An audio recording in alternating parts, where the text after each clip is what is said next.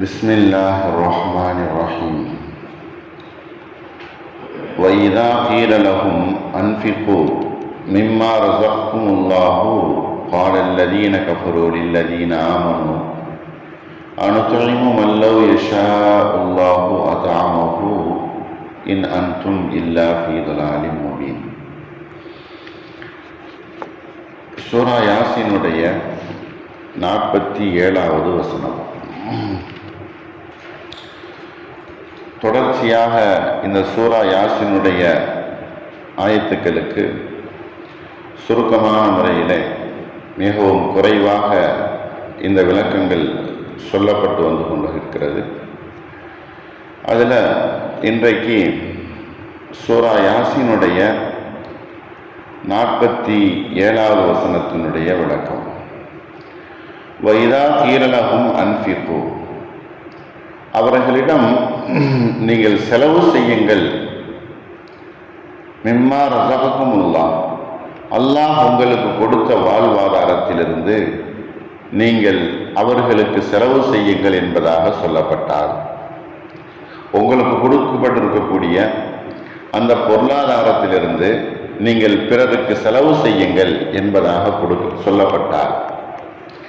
அதற்கு அவர்கள் கூறுகிறார்கள், காலல்லதீன கஃபரு, இறை மறுப்பாளர்கள் அவர்கள் கூறுகிறார்கள், லில்லதீன ஆமனு, ஈமான் கொண்டவர்களிடத்தில் அவர்கள் சொல்லுகிறார்கள். ஈமான் யாரை ஏற்றுக்கொண்டிருக்கிறார்களோ அவர்களிடத்தில் இந்த காபிர்கள் அதற்கு பதிலாக சொல்லுகிறார்கள், அனுதலிமு மல்லோ யஷா உல்லாஹு அத்அமஹு, அல்லாஹ் நாடி இருந்தால் அவர்களுடைய வாழ்க்கையில் செழிப்பை ஏற்படுத்தியிருப்பானே, அப்படிப்பட்டவர்களுக்கு நாங்கள் செலவு செய்வதா என்பதாக அவர்கள் கேட்கிறார்கள். இன் அன்தும் இல்லா ஃபீ தலாலின் முபீன், நீங்கள் தெளிவான வழிகேட்டிலே இருந்து கொண்டிருக்கிறீர்கள் என்பதாகவும் அவர்கள் சொல்லுகிறார்கள். இந்த 47வது வசனத்தில் பொருளாதாரம் யார்கிட்ட இருக்குதோ அவர்கள் இல்லாதவர்களுக்கு கொடுத்து உதவுதல் அப்படிங்கிற விஷயத்தை சொல்லப்படுகிறது.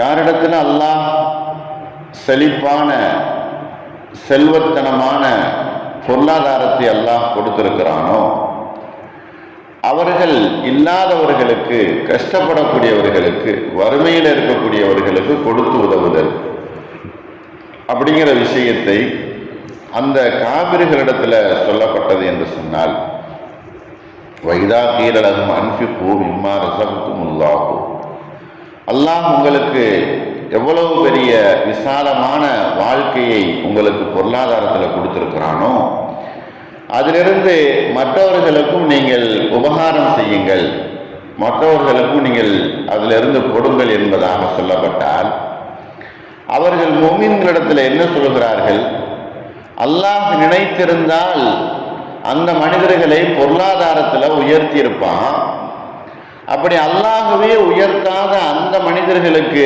நாங்கள் எப்படி உதவி செய்வது என்பதை இந்த காபிர்கள் சொல்லிட்டு, நீங்க இப்படி சொல்லக்கூடிய நீங்க தெளிவான வழிகேட்டிலே இருந்து கொண்டிருக்கிறீர்கள் என்பதையும் அவர்கள் சொல்லுகிறார்கள்.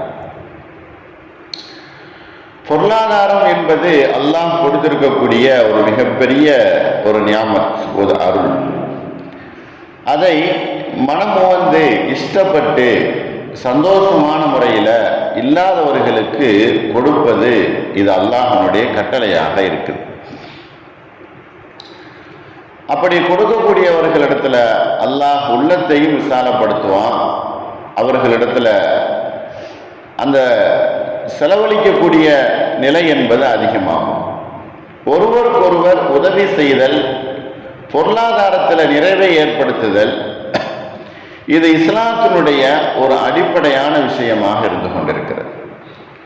உதவி செய்தல் அப்படிங்கிற விஷயத்தில் யார் தேவையுடையவர்களாக இருக்கிறார்களோ, யார் சிரமப்படுகிறார்களோ, நிச்சயமாக அவர்களுடைய உணவுக்கே வழி இல்லாமல் கஷ்டப்படக்கூடிய அந்த நபர்களுக்கு செல்வம் படைத்தவர்கள் உதவி செய்வது என்பது அது ஒரு கடமையாக இருந்து கொண்டிருக்கிறது.